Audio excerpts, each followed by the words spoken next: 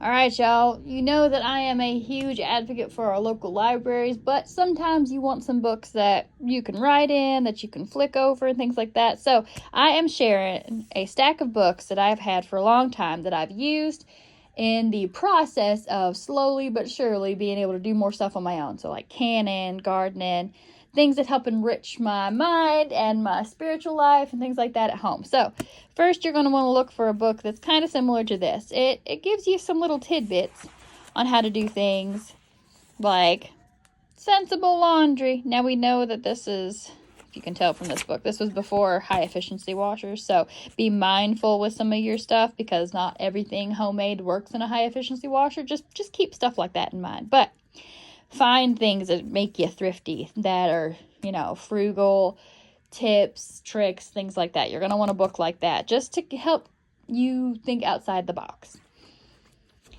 And of course, for those of us who either have no space or are just starting out, some fruits and vegetables in pots are going to be a great way to get started.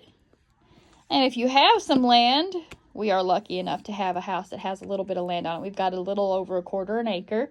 And so this is a book that I picked up to help me reimagine that small space. Because you always see these homesteading videos and channels and things like that where they've got like 5 acres, 10 acres, even just an acre, but you don't have to have that much. If you've got a little bit, you can do a lot with a little bit, okay? Now, once you get those vegetables, you're going to want to learn just exactly what to do with it. This is one of my favorite books, and I've had this for a long time. I know that it looks brand new. I borrowed it from the library just about every chance I could back when it first came out, and I have been reading Backyard Homestead blog and information on their website for a very long time. Back when I worked at the bookstore, when we first moved up to Wisconsin, I started looking at the Backyard Homestead books. And this is still probably my favorite one because it talks about more than just canning. It talks about cheese, meats, sourdough, fermenting veggies, things like that. Things that are good for you that you need. And of course, I want to make sure that we are picking up on some classics that are going to be very, very important, like our cast irons. You can go to estate sales. You can go to Goodwill and thrift stores. Sometimes you can find a place they're like, I'm getting rid of these cast irons. I have too many. It happens. I don't know why anybody would, but it does happen. So if you like a little bit more modern flavors, you can grab this book. It has beautiful step-by-step instructions for seasonings, cooking, open fire, and regular. Now, this has buttermilk pour biscuits. They're not terrible, but they ain't Mama's biscuits. So be mindful if you're looking for something a little bit more country down to earth, you're going to want something like this. Yes, this name right here is what you're going to want to look for that good old country kind of cooking.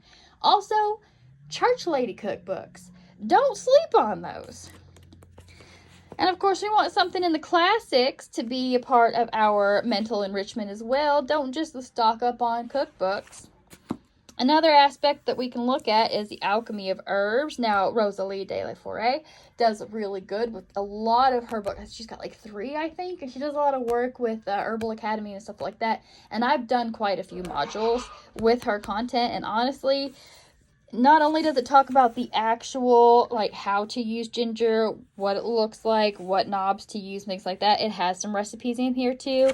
It also talks about your body and how your body works with the herbs.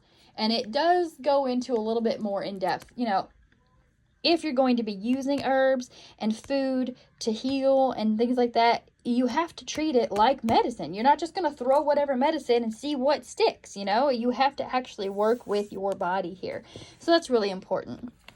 Now, homeschooling, for me, is just another step forward for us to be a little more self-sufficient. We're meeting our kids' needs, and I want to make sure that I have all of my homework for when I do our history and understanding of this wonderful country that we live in.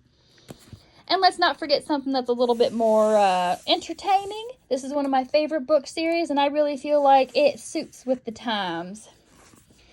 And to feed my spiritual side, this is going to be one of my top recommendations, even if I hadn't written it. Sarah comes up with some wonderful things, and I absolutely love all of her content, and mine as well. I'm not going to even be ashamed about it. This was a wonderful, loving process to make sure that we could always move forward. Another book that helped me to pour into my spirituality, helped me bring out a closeness to God, was this book right here, just because it gave me something more to chew on. You know what I'm saying? This is another one that is incredibly important for understanding and loving your community, yourself, for the idea of being a steward to this world. I would say start here. And yeah, if there's anything else you're interested in, if there's any other questions you have, please let me know, and I will be getting back to y'all soon. I hope that you have gotten started on your own little library.